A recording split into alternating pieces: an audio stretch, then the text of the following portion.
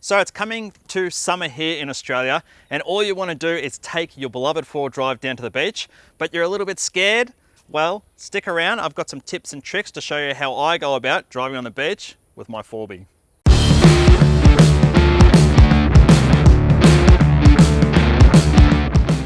Welcome to episode 2 of Tips and Tricks. Today I'm going to talk about four-wheel driving on soft sand and four-wheel driving on the beach, and just some general guidelines about how I use my car on the beach and what I do to make it safe and easy and fun and all that good stuff. The first tip I've got for everyone is to check the tide times. You should do this before you even attempt to go onto the beach. Check the tide times the day before. We're here today at Tiwa Beach or Cooloola or Double Island. There's a few different names for it, Noosa North Shore. But I checked the tides last night before I even got here. And I know that right now, the tide is on its way out. And in about 3 hours, it'll be at a full dead low. And that's the perfect time for hitting the beach. You know, the tide's gonna go out, you know, you've got plenty of time before it's gonna start moving its way back in. Tip number 2, and this might sound a bit old and fuddy-duddy, but it's pretty important. And that is to stop your car before you even get near the soft sand, jump out, go for a walk down to the beach and check the conditions. The beach changes all the time. So even if you've driven on the same beach heaps of times before, it's really important that you take that little extra bit of time, jump out of your car, go down, check the conditions. You might have had a king tide, there might have been big swell or a cyclone that's rolled through and washed a heap of the beach away. Even at low tide, you might get caught out with the swell knocking you right up into the soft sand. By jumping out and checking the beach conditions before you even attempt to take your car down there, it just means that you can set your vehicle up perfectly from the get-go. The importance of walking down the beach. When we first got here, there's a lineup of cars. Someone must have been bogged down there, so we'll go check it out. And this is immaculate, look at this. Hell yeah, plenty of beach, track's easy, no one's bogged. Let's get in the car and do this.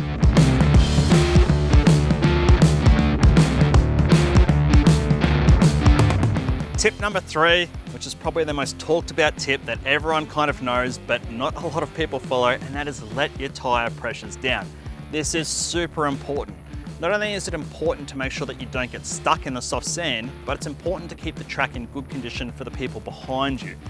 It's too often that you hit a track and you're bouncing around heaps, and that's just because people have their tire pressures too high and they're not floating up on top of the sand, they're digging down into the sand.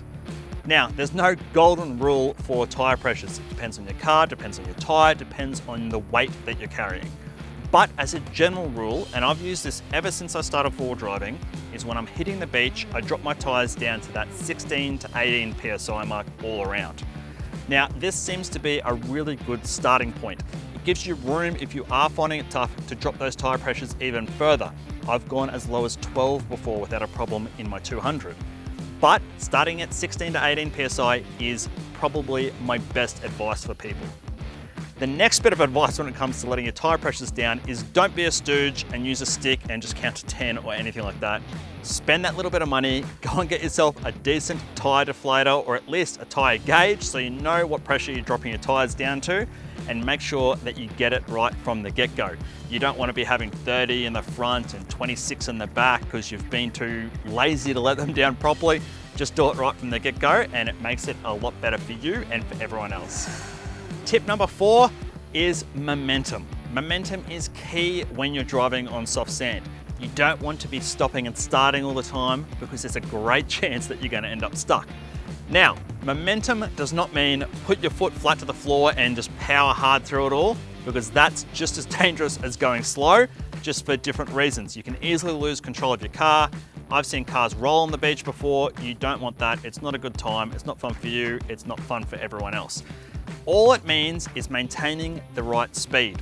Choosing your speed before you hit a section and just keeping to that speed through it.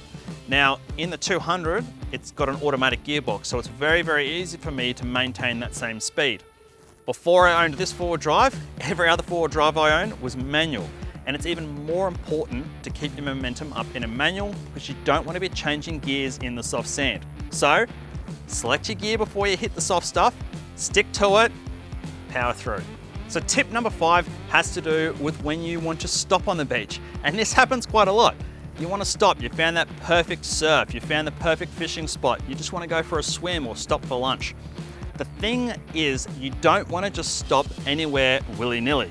It's really important that you choose where you stop and you stop in a way that's not going to affect anyone else. Too many times I've seen people stop on the hard soft sand because they're scared of driving up into the soft sand because they might get bogged. But by stopping on the hard sand, you're just in people's way. It's not a good spot to stop. So what I do is I reverse my car up into the soft sand.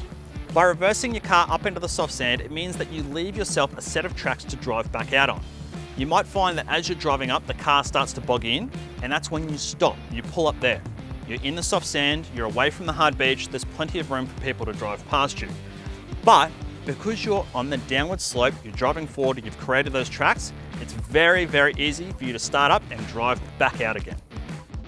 Something else to remember too is that all road rules apply on the beach. So, pass people on the left, keep to the left, use your indicators if you want to overtake someone. If you're going to stop and pull over, put your indicator on. There is speed limits on all the beach. They're normally signed so you can see what's going on, but yeah, just remember to be safe out there. Hey, you don't want to do anything stupid because the police are ever more present on the beach these days. Last thing you want is a speeding ticket or anything like that. Now, the last tip I have to do with you is when you're driving through a cutting. Now, a cutting is an area where you come off the beach and you go across through some kind of inland track. It means that you're normally going up off the beach through soft sand. Now, the one mistake I see a lot of people make in this situation is they don't leave enough room between the car in front of them and themselves. They drive quite close to the car in front, and as the car in front starts to slow down, they slow down even more, and it results in them getting bogged. It's really important that you leave a good gap. You watch the car in front of you go through the cut-in. Make sure they're through and safe before you start to enter, because it means you can keep up that momentum as you're coming off the beach and until you get to some harder sand up in the inland tracks. Now, other than that, the only other thing I can tell you is to make sure you've got some general recovery gear. A set of max tracks is always handy. Having a snatch rope or some kind of snatch strap is always handy. I'm going to do a whole separate video on recoveries on the beach, so I'll cover that in another future episode. So make sure that you hit the subscribe button and the notification bell below so you're notified when that video comes out. But if you don't have any of that stuff, the best thing you can do is not bog yourself. Don't spin your tires, don't dig your car deep. As soon as you feel yourself stopping, just pull up, wait, there'll be someone along shortly. I'm sure that they'll be able to give you a hand in getting out. Now, tip 6 has to do with the setting up of your actual car, putting it in forward drive, all of those fun things. Now, depending on how you've gone and seen the beach, if it's really, really soft sand, you might want to throw your car into low range forward drive. My general rules for going to low range or high range forward drive are dependent upon your speed. If you feel like you're going to be going into soft sand and not going over about 40 to 50 kilometers an hour, then put your car into low range. If you feel like you just got to go through a little bit of soft sand and then hit hard sand afterwards, throw your car into high range. High range is perfect for over 50 kilometers an hour and low range is perfect for under 50 kilometers an hour.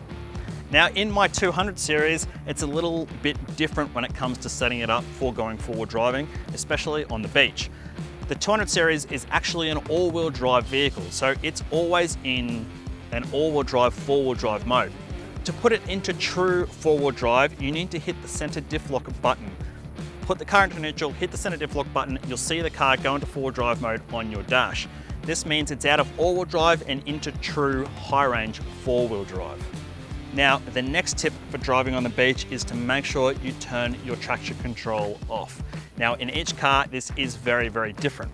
Just pushing the button on and off typically turns the traction control off only up to about 40 kilometers an hour, and the car just re-engages traction control. You don't even realize it, and before you know it, you're stuck in the soft sand. In the 200 series Land Cruiser, you hold the traction control button in for 5 seconds. Once you've done this, the traction control is truly off. And really on the beach is a perfect time to turn it off. In soft sand, traction control kicks in, stops your wheels from spinning, stops your momentum, and you dig yourself a little hole. By turning the traction control off, your wheels always keep spinning, you can keep the momentum up, and it'll get you through all that soft stuff. So that wraps it up for episode 2 of Tips and Tricks. I hope this gives you a few little tips and tricks that you didn't know before about getting out and forward driving. Don't be scared. Get out there, test your four-wheel drive out. It's no big deal. I've been bogged plenty of times on the beach. My mates have been bogged plenty of times on the beach. We help other people out. It's all part of learning. It's all part of the fun. And to be honest, it's my favorite kind of four-wheel driving. I'm obsessed with the ocean. I love going for a swim, going for a surf. Putting the car on the beach just gets you access to those little spots where not many people can go apart from you. So I hope I see you guys all out on the beach someday soon.